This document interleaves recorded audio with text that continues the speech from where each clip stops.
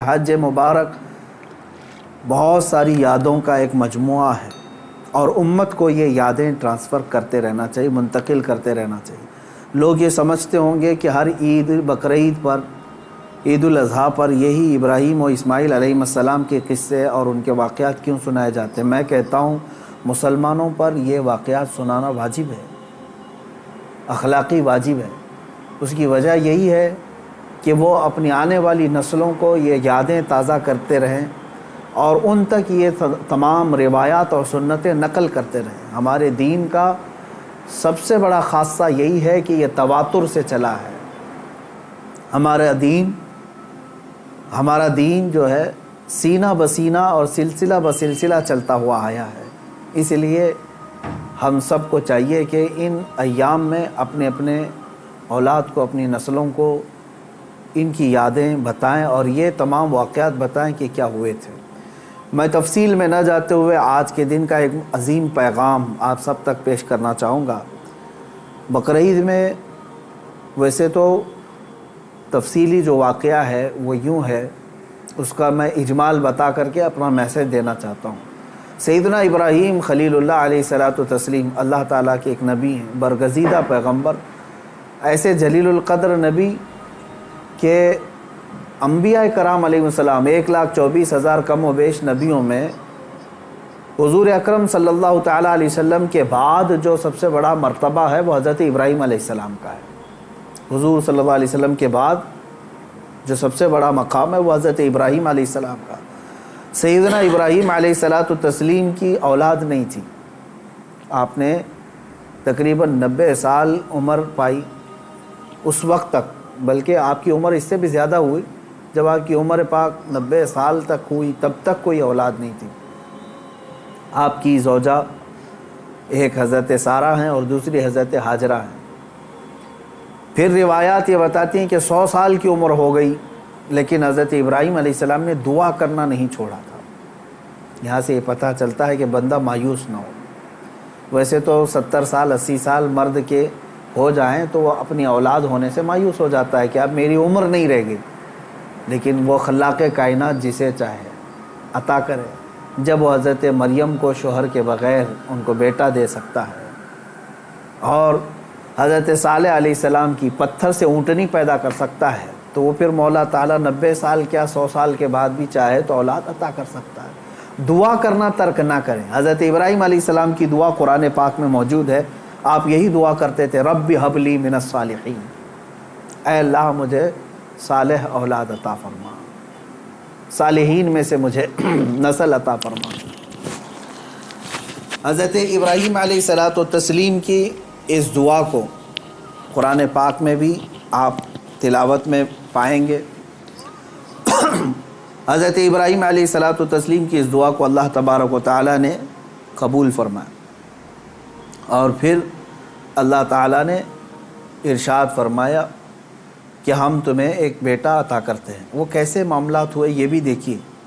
حضرت ہاجرہ حضرت ابراہیم علیہ السلام کی اہلیہ، وہ گھر میں موجود ہیں، کچھ فرشتے آئے ہیں اور فرشتوں نے آ کر کے بشارت دی کہ اللہ تبارک و تعالیٰ تمہیں بیٹے سے نوازنے والا ہے۔ تو کہنے لگی کہ میں اتنی بوڑھی ہو گئی ہوں، ان کی خود کی عمر 90 سال کے اوپر کی تھی، کہا اتنی بوڑھی ہو گئی ہوں، کیا مجھے بچہ ہو سکتا ہے؟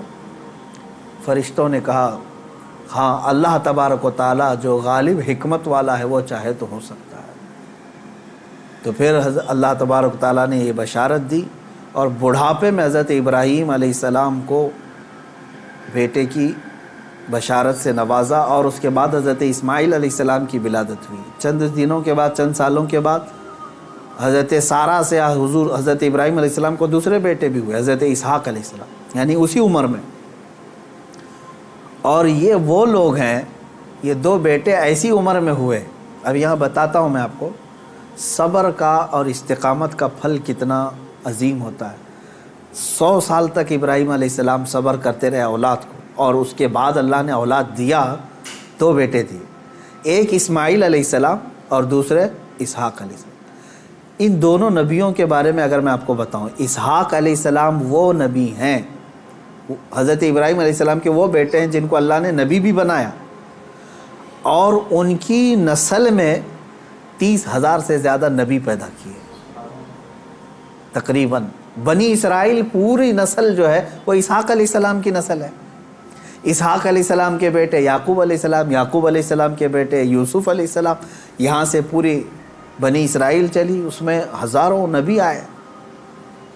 ابراہیم علیہ السلام کو ایک بیٹے اسحاق علیہ السلام کی نسل میں سارے نبی عطا کیے، اور دوسرا بیٹا جو اسماعیل علیہ السلام عطا کیے، ان کی نسل میں تو سید الانبیاء حضور صلی اللہ علیہ وسلم آتا ہے، محمد الرسول اللہ صلی اللہ علیہ وسلم علیہ افضل التحیت و اکمل التسلیمات۔ تو یہ حضرت ابراہیم علیہ السلام کی دعا کا نتیجہ تھا، اور صبر اور استقامت کا۔ آج جو مجھے پیغام دینا تھا وہ یہی ہے۔ میں نے آیت کریمہ بھی خطبے میں یہی پڑھی۔ بے شک وہ لوگ جنہوں نے یہ کہا اللہ ہمارا رب ہے، ان الذین قالوا ربنا اللہ، بے شک وہ لوگ جنہوں نے کہا اللہ ہمارا رب ہے، ثم استقاموا، پھر اس پر جم گئے، یہ ہے استقامت۔ استقامت کہتے ہیں ڈٹے رہنا، جمے رہنا۔ اب اس کے متعلق جو قرآن کہتا ہے تتنزل علیہم الملائکہ، ان پر اللہ تعالیٰ فرشتے اتارتا ہے۔ کیا کہتے ہوئے آتے ہیں فرشتے؟ اللہ تخافوا ولا تحزنوا، گھبراؤ مت، ڈرو مت، ہم تمہیں وہ بشارت دینے آئے ہیں جس جنت کا اللہ نے تم سے وعدہ کیا ہے۔ تھوڑے دن اور باقی رہو، تھوڑے دن اور جمے رہو، اور ڈٹے رہو۔ یہ استقامت کرتا ہے بندہ، استقامت پر فائز ہوتا ہے تو فرشتے اس کی مدد کے لیے اترتے ہیں۔ ہاں اتنا ہے کہ ہلا دیے جائیں گے، تمہاری خواہشات کے خلاف معاملات آئیں گے، تمہارے نفس کے خلاف معاملات آئیں گے۔ اسی پر جمے رہنے کا نام استقامت ہے۔ اور استقامت کا معنی اتنا عظیم ہے کہ صوفیہ اکرام نے کیا فرمایا معلوم ہے؟ الاستقامت فوق الکرامت، عربی میں فرمایا استقامت جو ہے یہ کرامت سے بھی بڑھ کر کے ہے۔ لوگ کہتے ہیں نا کرامت، کرامت کا مطلب اکثر لوگوں نے ہی سمجھا کہ وہ انہونی چیز دکھانا، یعنی جو ایسی چیز جو کو دیکھے ہی نہیں پائے، ہوا میں کوئی اڑ کے دکھا رہا ہے، پانی پہ کوئی چل کے دکھا رہا ہے، تو اس کو بہت سارے لوگ کیا سمجھتے ہیں؟ یہی کرامت ہے۔ محیر العقول چیزیں، یعنی جو عقل کو عاجز کر دیں۔ اور فرمایا گیا ان کرامتوں سے سب سے بڑھ کر کے استقامت ہے، یعنی شریعت پر جمے رہنا، ڈٹے رہنا۔ میں اس پر آتا ہوں، حضرت ابراہیم علیہ السلام کے اس واقعے کو میں مختصر کرتا ہوں۔ بیٹا ہوا، 100 سال تک صبر کرنے کے بعد پھر اللہ تبارک و تعالیٰ نے امتحانات ایسے لیے کہ ابراہیم علیہ السلام کو ترک وطن کرنا پڑا ہے۔ یعنی آپ کا ایک شہر جو ہے بابل تھا، عراق، واقعہ تفصیل سے آپ کو پھر کبھی، وہاں آپ کو ہجرت کرنا پڑا، وہاں سے وطن چھوڑ دیا آپ نے، آپ کو جان کی بازی بھی لگانی پڑی، آگ میں آپ کو ڈالا گیا ہے، جان کے ساتھ بھی آپ کا امتحان ہوا، اس میں بھی آپ استقامت پر تھے۔ جب آپ کو نمرود آگ میں پھینک رہا تھا، جبرائیل علیہ السلام آئے اس وقت اور پوچھنے لگے الک حاجت یا خلیل اللہ، اے اللہ کے خلیل کوئی حاجت ہو تو بتائیں۔ تو حضرت ابراہیم علیہ السلام آگ میں پھینکے جا رہے ہیں، اس وقت بھی کیا کہتے ہیں؟ ہاں ہے حاجت لیکن اللہ سے ہے، میرا مولا میرے ساتھ ہے۔ یہ استقامت اور توکل کا اعلیٰ درجہ۔ تیسرا جو ہوا آپ کے ساتھ وہ اولاد، اور آپ کو یہ بھی میں بتا دوں کہ اب اولاد دیا اللہ تعالیٰ نے، پھر حکم یہ فرمایا، خواب میں حضرت ابراہیم علیہ السلام کو یہ کہا گیا کہ آپ اپنے بیٹے کی قربانی دیں اللہ کی بارگاہ۔ لیکن ابراہیم علیہ السلام نے خواب میں دیکھا تو اس کے بدلے میں آپ نے جانتے ہیں تقریباً آپ نے 100 اونٹوں کو ذبح کر دیا، اونٹ ذبح کیے۔ شاید اس خواب کی تعبیر یہ ہو۔ دوسرے دن پھر خواب وہی آیا، پھر آپ نے ذبح کیے۔ تیسرے دن پھر خواب آیا، تب آپ نے یقین کے ساتھ یہ فرمایا کہ مجھے میرے بیٹے اسماعیل کی ہی قربانی کا حکم دیا جا رہا ہے۔ پھر حضرت ابراہیم علیہ السلام، یعنی اونٹوں کے ذبح کرنے میں مال بھی تو کتنا قربان ہوا۔ تو اب میں جو بتانا چاہ رہا ہوں اب وہ آخری بات سنیں۔ اسماعیل علیہ السلام کو بلایا اپنے قریب، جب ابھی حضرت اسماعیل علیہ السلام کی عمر پاک شباب کو نہیں پہنچی تھی، جوانی کے قریب آ رہی تھی، بلا کر کے کہنے لگے کہ انی ارا فی المنام انی اذبحک، اے اسماعیل میں نے خواب میں دیکھا ہے اور اللہ کا حکم یہ پایا ہے کہ میں تمہیں ذبح کر رہا ہوں، تم کیا کہتے ہو؟ حضرت اسماعیل علیہ السلام نے کیا کہا؟ یا ابت افعل ما تؤمر ستجدنی انشاء اللہ من الصابرین، اے میرے والد گرامی آپ کو جس بات کا حکم دیا گیا ہے وہ کر جائیے، آپ انشاءاللہ آپ مجھے صبر کرنے والا پائیں گے۔ اسماعیل علیہ السلام بیٹے کو کوئی یہ کہے، اب یہ اسی کے لیے شاعر نے یہ کہا ہے، یہ مکتب کی کرامت تھی کہ فیضان نبوت تھا، سکھائے کس نے اسماعیل کو آداب فرزندی۔ ہاں بہرحال اب جو معاملہ پیش آیا وہ پتہ ہے آپ کو، حضرت اسماعیل علیہ السلام کو لے گئے مینا میں، وہ جگہ آج بھی باقی ہے جہاں حجر اسماعیل کہہ کر کے ایک پتھر رکھا گیا ہے، وہاں پر اسماعیل علیہ السلام کو لٹایا گیا۔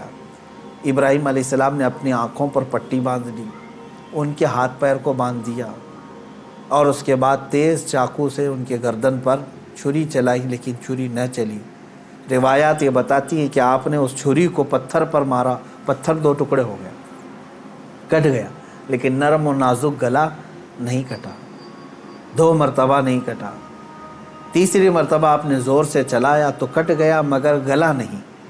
اللہ تبارک و تعالیٰ کے حکم سے جبرائیل علیہ السلام ایک دمبا جنت سے لے آئے اور اسماعیل علیہ السلام کو وہاں سے ہٹا کر کے دمبا رکھا، دمبا ذبح ہو گیا۔ اسماعیل علیہ السلام کھڑے رہے۔ ابراہیم علیہ السلام جب ذبح کر چکے تو اپنی آنکھوں سے پٹی ہٹا کر کے آپ اللہ کا شکر ادا کر رہے تھے کہ اے مولا تیرا جو حکم تھا وہ میں نے مکمل کر دیا۔ تو جب آپ نے پٹی ہٹا کر کے دیکھی تو بکرا ذبح ہے اور اسماعیل علیہ السلام سلامت ہے، تو رب تبارک و تعالیٰ نے یوں ارشاد فرمایا، قد صدقت الرؤیا یا ابراہیم، اے ابراہیم تو نے ہمارے بتائے ہوئے خواب کو سچ کر دکھایا۔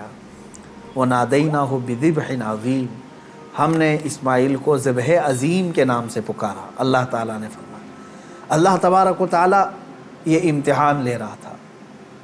یہ انبیاء اکرام علیہم الصلاۃ و تسلیم کے ساتھ ہے، ایسا نہیں ہے کہ سارے لوگ یہ کر پائیں گے۔ وہ اس درجے کے ایمان والے تھے، ان کو اسی انداز سے امتحان لیا گیا۔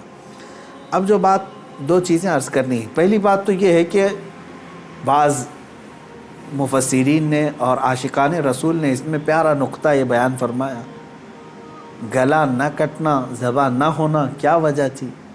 تو فرمایا گیا اس لیے کہ اسماعیل علیہ السلام کی پیشانی میں نور محمدی تھا۔ حضور اکرم صلی اللہ تعالیٰ علیہ وسلم کا نور پاک تھا، انہی کی نسل میں حضور تشریف لائے، ابھی دنیا میں نور محمدی کو آنا تھا۔ اب بعض مفسرین اس بات پر ہی نہیں رکتے بلکہ ان تمام چیزوں کو اوپر تک لے جاتے ہیں۔ ابراہیم علیہ السلام کو آگ نے نہیں جلایا، وہاں پہ بھی نور محمدی ان کے پیشانی میں تھا۔ نوح علیہ السلام کی کشتی غرق نہیں ہوئی اس لیے کہ نوح علیہ السلام کی پیشانی میں بھی نور محمدی تھا۔ بہرحال دوسری بات میں جو بتانا چاہ رہا ہوں وہ 4 چیزیں تھیں۔ ابراہیم علیہ السلام کا وطن سے ہجرت کرنا، ان کا آگ میں ڈالا جانا، اور ان کا جانوروں کو ذبح کرنا، پھر چوتھے نمبر پر اولاد۔ کوئی بھی انسان اپنی زندگی میں 4 چیزوں سے بے انتہا محبت کرتا ہے، 4 چیزیں اس کی بہت محبوب ہوتی ہیں۔ پہلی چیز اس کا وطن، جہاں پر پیدا ہوا، جہاں رہ رہا ہے، اس سے وہ محبت کرتا ہے۔ دوسری چیز وہ اپنے مال سے محبت کرتا ہے۔ تیسری چیز وہ اپنی اولاد سے محبت کرتا ہے۔ چوتھی چیز وہ اپنی جان سے محبت کرتا ہے۔ اور امتحان انہی چیزوں سے ہوتا ہے جس سے محبت کیا جاتا ہے، ایسی دوسری چیزوں سے نہیں امتحان لیا جاتا۔ آپ کو جو چیز ناپسند ہے میں کہوں وہ دے دو، وہ فوراً اٹھا کے دے دیں گے، جیسے گھر میں رکھا ہوا کچرا اٹھا کر کے فقیروں کو دے دیتے ہیں۔ ہاں امتحان تو اس وقت ہوگا جو اپنے مزے کی اور پسندیدہ چیز آپ بنا رہے تھے اور پھر آپ کو کہا گیا اس میں سے دے دو، تب مشکل ہو جاتا ہے۔ ہاں جو دے دیا اور پھر وہ امتحان میں کامیاب ہوا، اپنی پسندیدہ چیز۔ ابراہیم علیہ السلام سے جو امتحانات لیے گئے وہ 4 محبوب چیزوں سے امتحان لیے گئے، اور اب 4 امتحانات میں ثابت قدم رہے۔ آپ نے وطن بھی ترک کیا، جان بھی جوخم میں ڈالی، اولاد بھی اور اپنا مال بھی۔ پھر اللہ تبارک و تعالیٰ نے اس عظیم مقام پر آپ کو فائز فرمایا جو حضرت ابراہیم علیہ السلام کو آج بھی کیا لقب ہے معلوم؟ ابو الانبیاء کہا جاتا ہے۔ ابو الانبیاء یعنی نبیوں کے باپ ہیں۔ اب عزیزان گرامی، ان واقعات میں میرے سنانے کا مقصد یہ تھا کہ ہمارے بچوں تک یہ واقعہ پہنچ جائے تفصیل سے، پھر آپ اپنے گھروں میں اپنی اولاد کو سنائیں ضرور۔ لیکن اس پورے واقعے سے ایک جو جذبہ ملتا ہے وہ ہے استقامت کا۔ یہی میرا میسیج ہے آج کا، یہی میں پیغام دینا چاہتا ہوں۔ آج کے دن میں اتنا ہی کہوں گا کہ آج جانور ذبح کر کے گوشت کھا لینا اور اپنے آپ کو خوشیوں میں گوشت کے الگ الگ ڈشیں بنا کر کے عید میں مشغول کر لینا، یہ عید کا مقصد نہیں ہے۔ عید کا اصل مقصد ہے اللہ کو راضی کرنا۔ وہ اگر راضی ہو گیا تو ہر دن تمہارا عید کا ہے، اور اگر وہ تمہارے اعمال سے ناراض ہے، چاہے 1000 بقرعید آئیں، 1000 عید الفطر آئیں، تمہارے لیے کون سی عید ہے؟ رب تعالیٰ اگر تم سے ناراض ہے، کون سی عید ہے؟ عید در حقیقت مولا کو منانا ہے، اس کو راضی کرنا ہے۔